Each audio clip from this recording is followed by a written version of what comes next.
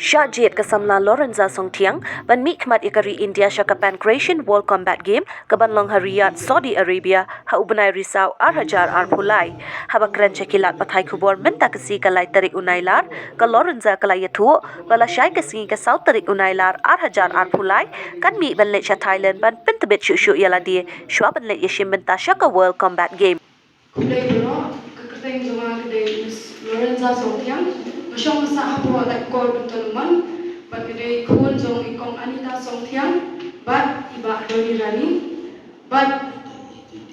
I may jong aro ide ikyang ba awadi jong arm wrestling, but iparo ide I bala national but international medalist jong ka masla presenter, but deru haga jokopor ka founder jong ki sports ki prepare ko wushu karate kickboxing, nanta pankration kebarang shumi recently ngeski ban kibe ban kaji keniru.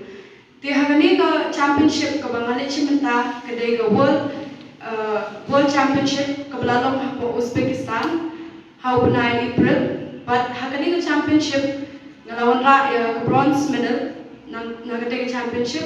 ringkat ban kibe ki athletes na kibe states, but nagwig states te hakani ka championship idon kata ka qualification round jong ka world combat games ka bala itu ka international olympic committee ka ban salong hapo Riyad Saudi Arabia minta usnam hau bnai October, but hakani ka world combat games ngadai tang muna ka khasi ka great history hapo Meghalaya ka bisa select bandai chipo World Combat Games. Kani ko World Combat Games ka banano po Saudi Arabia. But ikini credits berokhat nga ay siya ipalalam nanti yang na do mutual red hadu ka kini karta. But deling ba jong I banga sayo ka jing itu but ka jing recognition na kibe ki sports prepare. Te ham kickboxing ru ngalai how snam hajar ngayo ya ka silver medal tha ka Asian Championship ka belalong ha Thailand, but kiwik sports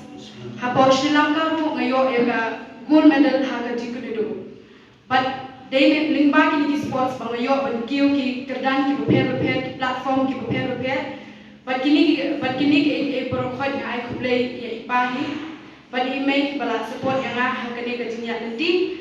but mentang nan let dan pyntbit ialade shapo Thailand kata kemun ini lashai, but ka training jonga kan sedang tarik, but kini ka jingli pyntbit jonga Thailand kan day but kini ka sports pankration shwa bangan let menta shapo Saudi Arabia. Ti tam kita bikin hi ngakirmen ba baro na prejong hi pinyabu jing tuai lang na benta jonga kanang mangan poisok sensitive.